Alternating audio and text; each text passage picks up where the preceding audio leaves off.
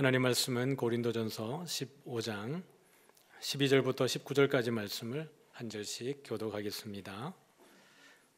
고린도전서 15장 12절부터 19절까지 말씀입니다. 제가 12절을 읽겠습니다. 그리스도께서 죽은 자 가운데에서 다시 살아나셨다 전파되었거늘 너희 중에서 어떤 사람들은 어찌하여 죽은 자 가운데에서 부활이 없다 하느냐.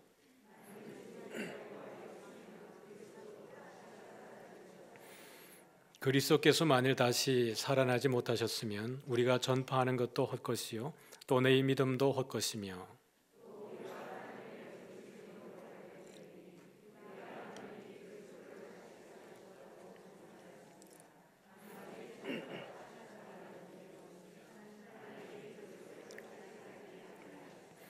만일 죽은 자가 다시 살아나는 일이 없으면 그리스도도 다시 살아나신 일이 없었을 터이요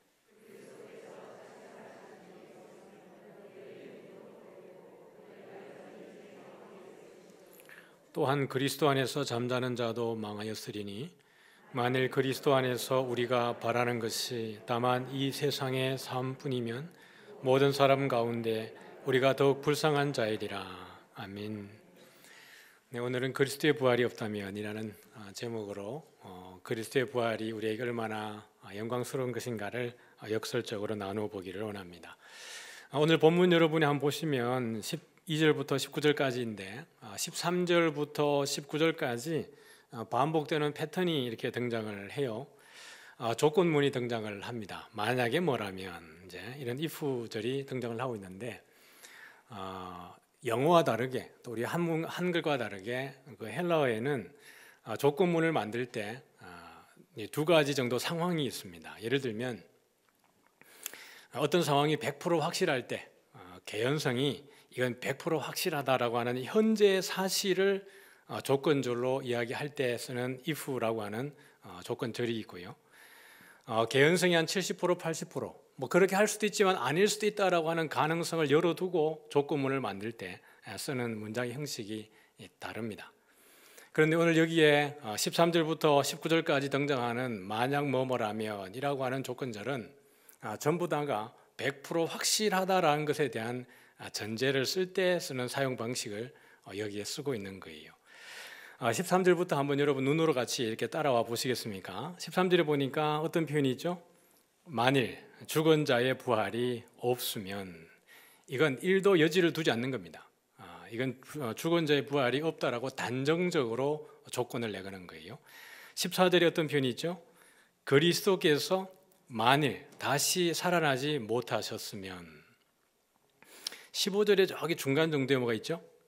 만일 죽은 자가 다시 살아나는 일이 없으면 16절에도 있습니까?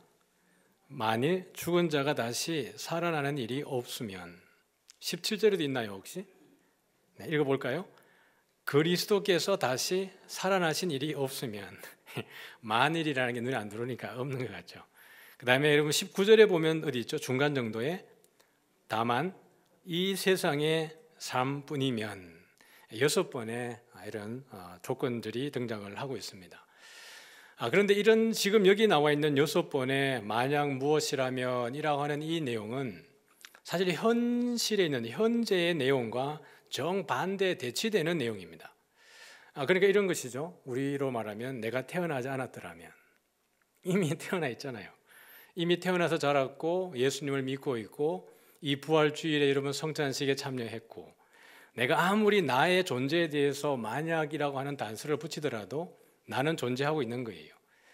여기에서 바울이 만일 무엇이라면이라고 하는 내걸어 놓은 6가지의 조건문을 보면 현실의 현재 내용과 반대되는 내용으로 이것을 이야기하고 있는 것입니다. 그래서 첫 번째 보면 만일 죽은 자의 부활이 없으면 어떻게 된다는 거예요?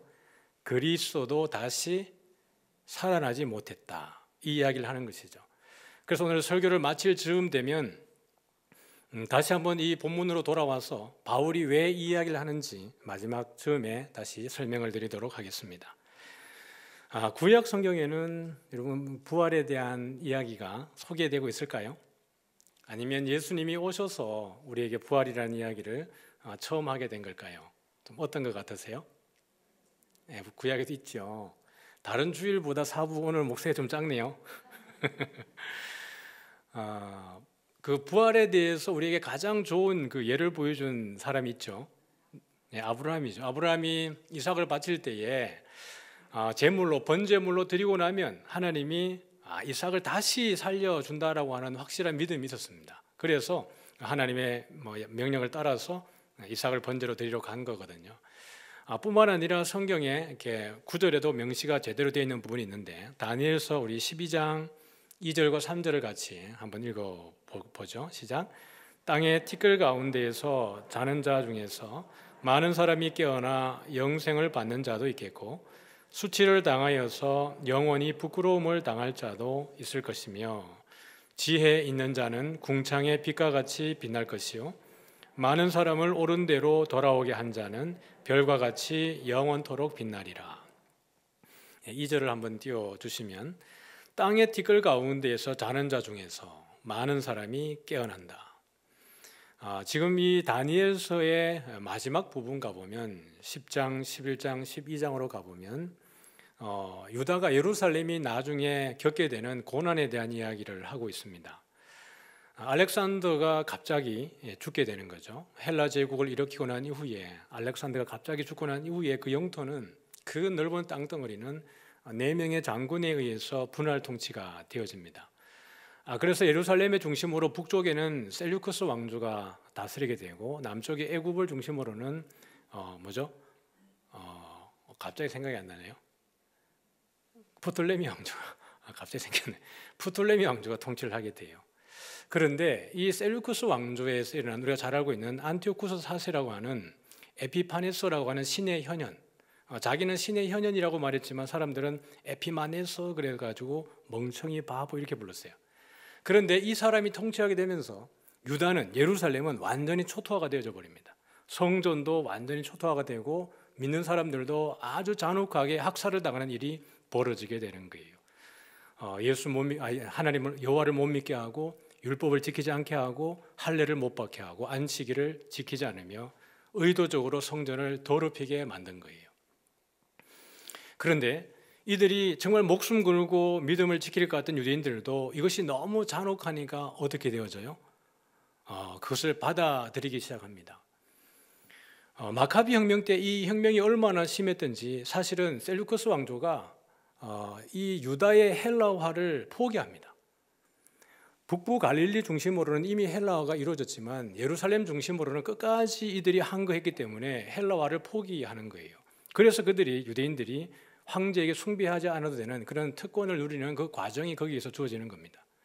그럼에도 불구하고 이 가운데에 세속화를 따라가고 여호와를 버리고 어떻게 보면 헬라의 문화에 젖어들어 버리는 많은 유대인들이 생기게 되어지는 겁니다. 반면에는 목숨 걸고 애국하고 목숨 걸고 신앙 지키는 이들이 있어진 거예요. 근데 결국 그들도 다 죽어지고 잠자는 자들의 자리에 들어가지만 마지막에는 어떻게 되는 거예요? 그들이 깨어나서 일어나서 12장 2절 다시 볼까요? 영생을 받는 자도 있겠고 또 누구도 있습니까? 수치를 당하여서 영원히 부끄러움을 당할 자도 있을 것이며. 여러분 계시록이 우리에게 말씀해 주는 것과 똑같습니다. 하나님을 비방하고 하나님의 백성을 핍박하는 자들은 마지막에 두 번째 사망 가운데 던져지는 것입니다. 그러나 죽기까지 충성하는 자는 생명의 면류관을 받고 영원히 주와 함께 왕노릇하는 것이거든요. 3절에 보면 지혜 있는 자는 궁창의 빛과 같이 빛날 것이요 많은 사람을 옳은 대로 돌아오게 한 자는 별과 같이 영원토록 빛나리라. 고린도전서 15장은 부활장이죠. 부활장에 바울이 우리 부활에 대해서 이야기할 때 마지막에 부활한 모든 사람들 가운데 영광이 다르다 그랬습니다. 해의 영광이 다르고 달의 영광이 다르고 별들의 영광이 다르다 그랬습니다.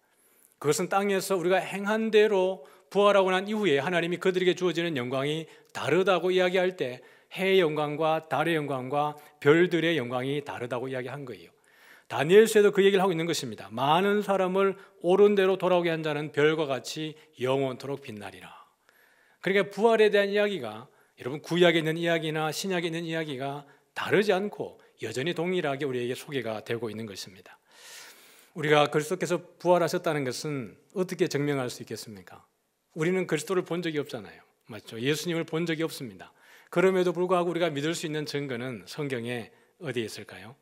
고린도전서 15장 4절부터 8절까지 한번 읽어보겠습니다. 같이 읽어보죠.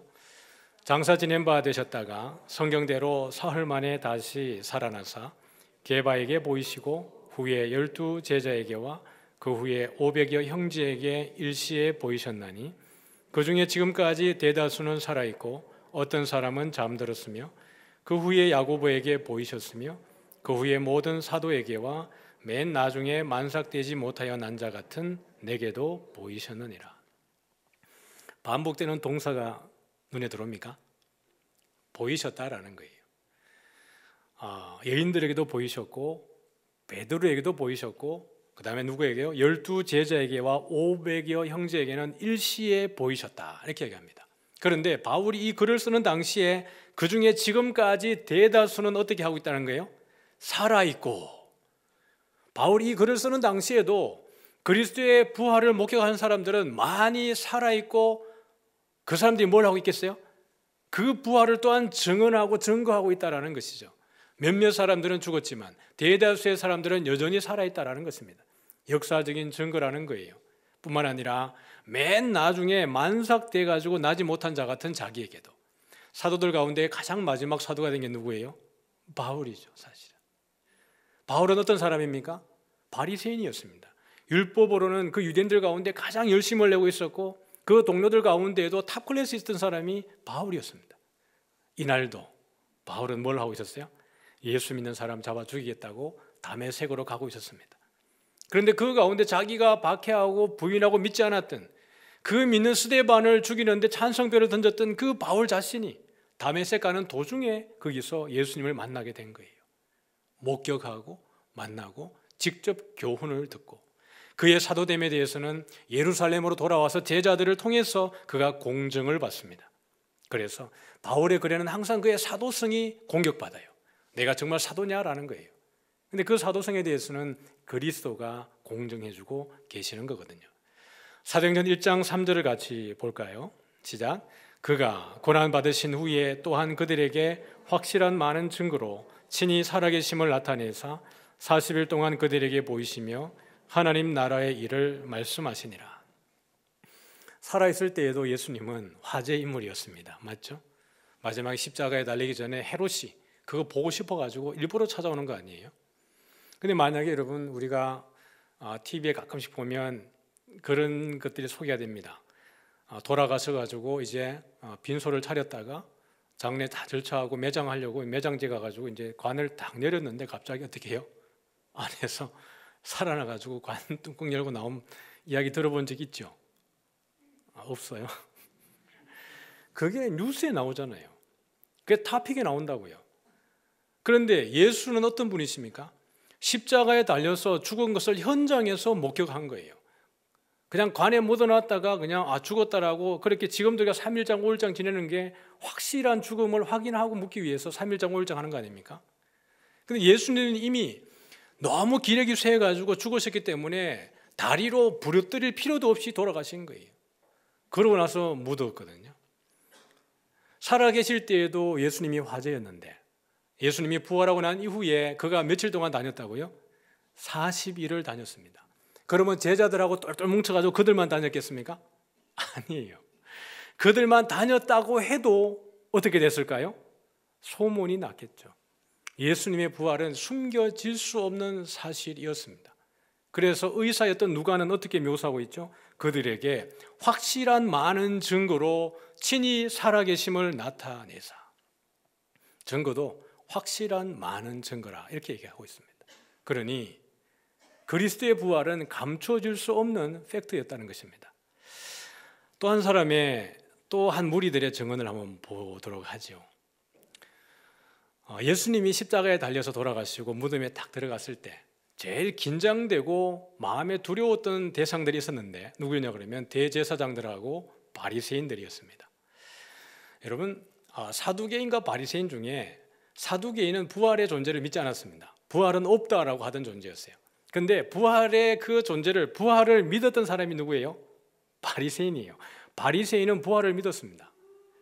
그런데 예수님이 딱 죽고 무덤에 딱 들어갔는데 바리새인들 마음속에 여러분 어떤 여지가 생기지 않겠습니까? 야, 부활은 진짜 있는 건데 이 사람이 부활하면 어떡하지? 라는 염려가 있지 않았을까요? 대제사장들과 바리새인들이 빌라도에게 갑니다. 빌라도에 가서 하는 이야기가, 주여, 지금까지 속이던 자가, 예수님을 이야기할 때 속이던 자라고 소개합니다. 그가 살아있을 때 한 이야기가 있는데 자기가 죽고 나면 사흘 만에 다시 살아난다고 이야기를 한 적이 있습니다 라고 이야기를 해요. 그러면서 하는 이야기가, 살아날 리는 만무하고 제자들이 와가지고 무덤 문을 열고 시체를 훔쳐가고 나서 예수가 부활했다고 말하면 이게 보통 낭패가 아니니까, 주여, 지금 우리가 경비병을 세워가지고 저 무덤을 지킬 수 있도록 해주십시오 라고 하는 거예요. 빌라도 입장에서 마다해야 될 이유가 있습니까? 대제사장의 마음을 얻어야 하고 유대인들의 마음을 얻어야 하고 바리새인의 마음을 얻어야 되는 빌라도 입장에서는 그것을 마다할 이유가 없죠. 너희들이 할 수 있는 대로 다 해라는 거예요. 병사들을 데려가든지 무엇을 하든지 단단히 그것을 잠궈가지고 절대로 제자들이 못 훔쳐가도록 하라는 겁니다. 그러고 나서 안식 후 첫날, 오늘입니다. 주일, 부활 주일 아침에, 이른 아침에 갑자기 큰 지진이 일어나고 하늘에서 천사가 내려와서 돌을 굴리고 그 자리에 턱 앉아 있는 거예요. 경비병이 받겠어요, 안 받겠어요? 경비병이 지금 여러분 그게 졸았겠습니까? 마태복음이 이렇게 묘사하고 있어요. 지키던 자들이 그 형상이 번개 같고 그 옷은 눈같이 희그늘이라고 했습니다. 근데 이걸 목격한 병사들이 어떻게 했냐 그러면 지키던 자들이 그를 무서워하여 떨며 죽은 사람같이 되었더라는 거예요. 그러면 경비병들이 봤어요, 못 봤어요? 봤어요. 시급했겠죠. 아니, 경비병 입장에서는 여러분 여기 안에서 예수가 부활한다는 걸 상상이나 했겠어요? 그냥 시체 지키고 있는 거예요. 근데 갑자기 하늘에서 천사가 내려왔는데 그 돌을 누가 굴리고 있는 거예요? 천사가 쑥 하고 굴려내는 거예요. 그리고 천사가 거기에 탁 앉아 있습니다. 천사의 존재가 그 경비병의 눈에 목격되어지는 겁니다. 어쩌면 그리스도의 부활도 목격하지 않았을까요? 여인들이 그리스도의 부활을 목격하고 나서 빨리 달려갑니다. 누구에게? 제자들에게. 주님이 부활하셨다. 근데 경비병들이, 여인들이 뛰어가고 난 이후에 경비병들도 뛰어갑니다. 누구에게로 갔을까요? 대제사장들에게 뛰어가는 거예요. 지금 경비병들 입장에서는 와, 주께서 부활하셨다, 우리가 십자가에 못 박았던 예수가 부활했다 그러면 대박이지 않습니까? 지금 우리가 무슨 짓을 한 거지? 회개해야 될 텐데 회개가 아니라 지금 돈을 많이 받고 그걸 지키고 있기 때문에 돈을 준 자에게 뛰어가서 이걸 보고하는 거예요. 대제사장들이 회개하기는커녕 지금 급하게 장로들을 불러 모읍니다. 야, 큰일 났다. 없어졌대. 천사들이 와가지고 이걸 굴려냈대. 그러면 이들이 적어도 십자가에 못 박았던 그 백부장이 뭐라 그래요? 이가 진실로 하나님의 아들이었도다 라고 그가 고백하지 않습니까? 그럼 이들이 그렇게 고백해야 되는데 그 고백은커녕 오히려 어떻게 하는 거예요? 장로들하고 논의를 해가지고 야, 이거 안 되겠다. 경비병에게 돈을 더 많이 줘가지고 그리스도의 제자가, 예수의 제자가 와서 시체를 훔쳐갔다라고 소문을 내게 하자. 그래가지고 경비병들에게 더 많은 돈을 주고 경비병들에게 거짓을 퍼뜨리게 하는 거예요. 여러분, 은혜 받지 못하면, 하나님의 택함이 없으면 주께서 하나님 보좌 우편에 계시다가 내려와도 안 되는 줄 믿습니다. 아브라함이 내려와가지고 야, 내가 아브라함이야 라고 해도 안 믿게 될 거예요. 그러나 하나님께서 믿음을 주시면 보지 않고도 믿는 복인 줄 믿습니다. 여러분 보셨습니까? 예수님? 못 봤잖아요. 왜 믿으세요? 못 봤는데. 제가 예수님 믿기 전에 예수님 믿기 싫어 안 믿은 게 아니라니까요. 안 믿어져서 못 믿은 거예요. 전 어릴 때부터 되게 인간이 좀 독특한지 모르겠지만 철학적인 생각을 많이 했습니다. 신은 반드시 있어야 된다는 것이 제 생각이었습니다. 왜 신이 반드시 있어야 된다고 생각을 했냐 그러면, 내가 저 매 맞아 죽는 개와 다르고 여름마다 보시 난다고 개를 두들겨 패 죽이지 않습니까? 근데 그 맞아 죽는 개와 내가 다르고 풀과 나가 다르다는 게 존재가. 그렇다면 분명히 조물주는, 창조주는 있어야 된다는 것이 제 생각이었습니다. 그런데 예수 믿으라 그럴 때 성경이 말하는 하나님을 저한테 전도할 때 제가 믿었겠습니까? 희한하게 그건 안 믿어지대요. 신은 있어야 되는데 교회에서 말하는 그 예수님과 하나님은 안 믿어지는 거예요. 그래서 제가 박해했다는 거 아닙니까? 예수 믿는 사람 박해하고 하나님 전도하는 사람 핍박하고 그랬어요. 그런데 하나님이 멱살 잡고 딱 틀어가지고 예수 믿게 하니까 지금은 안 믿을 수가 없는 거예요. 믿지 말라 그래도 어떻게 해야 되는 거예요? 믿어질 수밖에 없는 것이 이게 놀라운 거예요. 여러분, 너는 본고로 믿느냐 보지 않고 믿는 자는 더 복되다는 것이 도마에게만 한 이야기가 아니고 우리에게도 한 이야기인 줄 믿습니다. 우리는 예수를 본 적이 없습니다. 근데 하나님이 믿음이라는 것을 선물로 주셔가지고 안 믿을 수 없게 만들어 놓으신 거예요. 경비병들이요, 보세요. 예수 믿는 사람들만이 자기들이 돌아다니면서 예수님 부활하셨다고 우리 주님 부활했다 그러면 거짓말이라고 말할 수 있죠. 그러나 원수들이, 그 경비병들이 예수님에 대해서 절대로 주라고 말하지 않던 그들이 입으로 뭐라 그러는 거예요? 천사가 내려왔고 무덤은 비었다.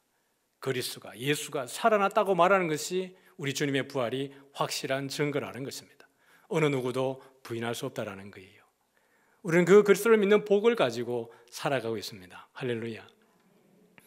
근데 고린도전서를 쓸 때 고린도 교회 성도들 가운데 이런 질문이 있었던 것 같습니다. 또는 바울의 주변에 바울에게 이렇게 묻는 사람이 있었던 것 같습니다. 그러면 도대체 우리가 어떻게 부활하느냐, 어떤 모습으로 우리가 몸이 변화되느냐에 대한 궁금증이 있었던 것 같습니다. 여러분은 궁금하지 않으세요? 저는 궁금해요. 야, 내가 부활하면 어떻게 될까? 그건 저는 궁금하거든요. 안 궁금한가 보네요. 바울이 아주 적실하게 여기에다가 묘사하고 있습니다. 고린도전서 15장 37절과 38절인데요. 같이 한번 읽어봅니다. 시작. 또 내가 뿌리는 것은 장래의 형체를 뿌리는 것이 아니요 다만 밀이나 다른 것의 알맹이 뿐이로되 하나님이 그 뜻대로 그에게 형체를 주시되 각 종자에게 그 형체를 주시느니라. 우리가 밀을 심을 때, 가을에 그 밀을 심을 때, 가을에 어떻게 밀을 통째로 심습니까? 맞죠? 그럼 뭘 뿌려요? 씨앗을 땅에다가 그냥 뿌리는 거예요. 땅에 뿌리는 씨앗 하나와 거기서 올라오는 줄기와 열매와는 모양이 어때요? 완전히 달라요. 상상할 수 없는 모양이 거기에서 나오는 거예요. 땅에 떨어진 것은 하늘의 밀인데 땅에서 열매 맺어지는 것은 놀라운 거죠. 바울은 우리 부활의 몸이 그렇다라는 거예요. 우리가 상상할 수 있는 이상의, 상상의 그 범주를 넘어선 형태의 영화로움으로 우리가 변화된다라고 바울은 우리에게 이야기해 주고 있습니다. 빌립보서 3장 20절 21절을 같이 읽어보죠. 시작.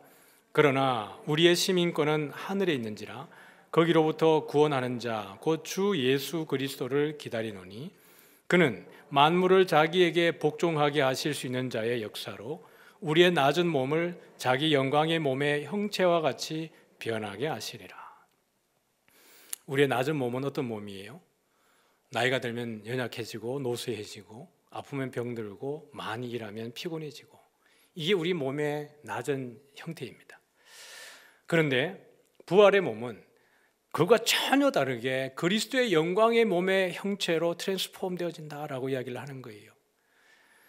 저희 아버님이 이렇게 병약해가지고 병상에 오래 계셨습니다. 그 병수발을 제가 오랫동안 했죠. 군대에 있을 때에도 제가 매주 창원에서 영덕까지 오가면서 늘 아버지를 돌아보곤 했습니다.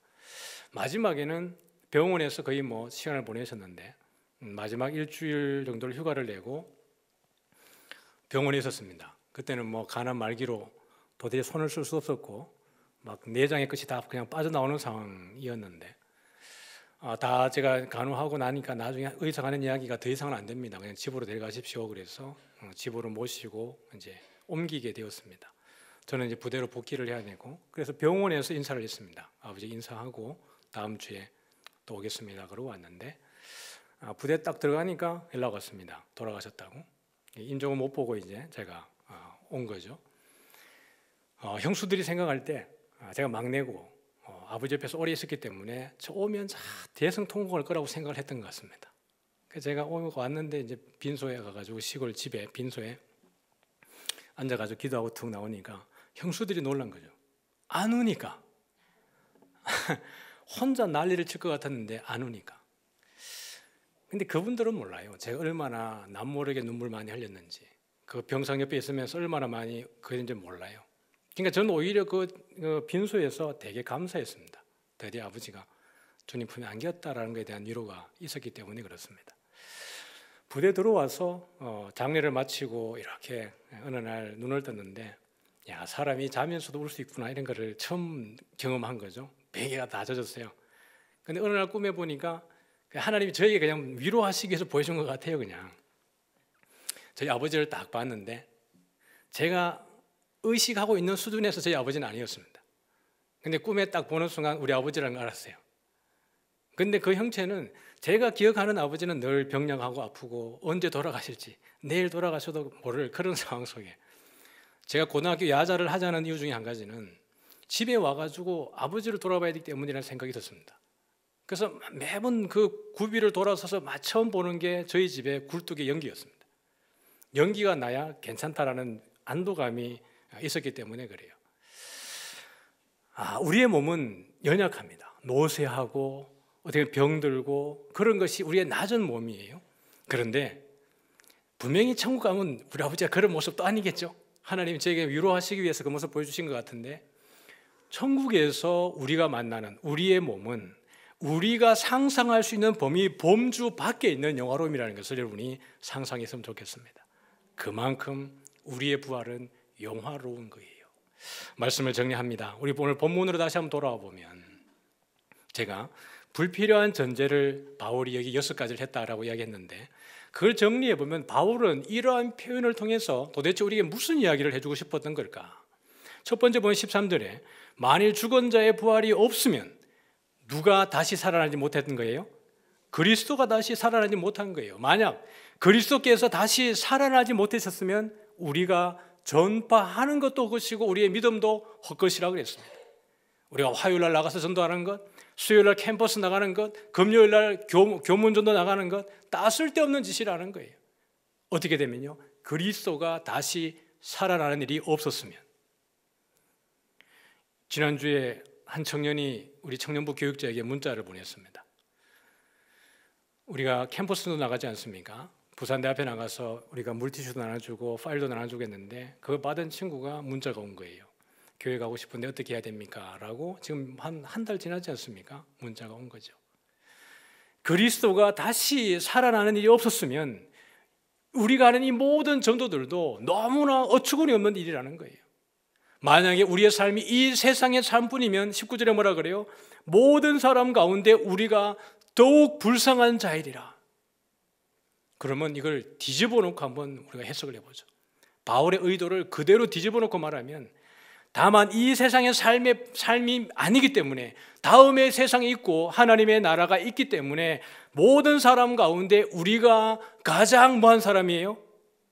행복한 사람이에요. 맞습니까? 그리스도의 부활이 사실이기 때문에 우리의 전도는 너무나 고귀한 것이고, 우리가 예수 믿는 것은 정말 이 세상 모든 사람보다 가장 행복한 것이라는 것을 바울이 그렇게 묘사하고 있는 것이에요. 사랑하는 성도 여러분, 주님이 부활하신 것은 그 부활의 영광이 우리를 참여케 하기 위해서 부활하셨고 우리를 불러주시고 믿음을 선물로 주신 거예요. 여러분이 이 세상 누구보다 가장 행복한 사람이라는 것을 다시 한번 누리시기를 주의 이름으로 축복합니다.